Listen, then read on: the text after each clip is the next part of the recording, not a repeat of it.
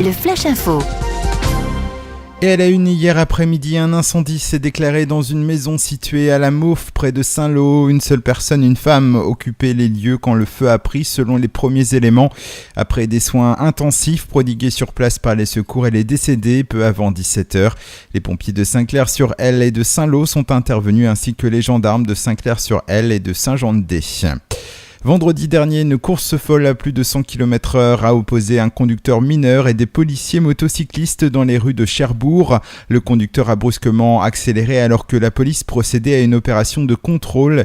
Après avoir franchi 2 feux rouges et pris le boulevard de l'Atlantique à très vive allure, le chauffeur a poursuivi sur le même rythme jusqu'en zone urbaine pour finalement terminer sa course dans un mur après avoir perdu le contrôle du véhicule. Légèrement blessé, il prend alors la fuite à pied avant d'être finalement interpellé par une patrouille de la gendarmerie maritime. Placé en garde à vue, le conducteur mineur porte un bracelet électronique. Il a déclaré aux policiers qu'il avait emprunté le véhicule d'un ami qui lui avait laissé les clés. Aux assises de la Manche, un homme de 37 ans jugé en appel a été condamné par les jurés à 5 ans de prison, 1 an de sursis et de mise à l'épreuve pour violence aggravée et préméditation. Le 22 février 2010, à Caen, il avait porté un coup de couteau à un passant après des insultes proférées par un groupe de personnes à son encontre. Les jurés n'ont pas retenu la tentative d'assassinat. Dans le reste de cette édition, un accident. Samedi en début de journée, une voiture et une moto sont entrées en collision au niveau du lieu-dit Le Ménildo sur la commune de Saint-Floxel. Selon la gendarmerie, l'accident serait dû à un refus de priorité.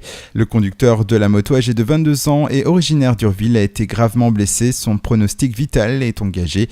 Il a été évacué en hélicoptère vers le CHU de Caen.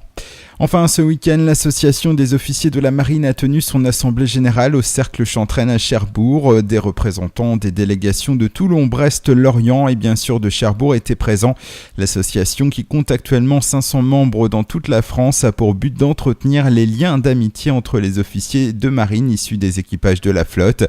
Dimanche matin, une cérémonie a eu lieu place Napoléon pour rendre hommage aux victimes de toutes les guerres en présence du maire de Cherbourg, Jean-Michel Houlgat.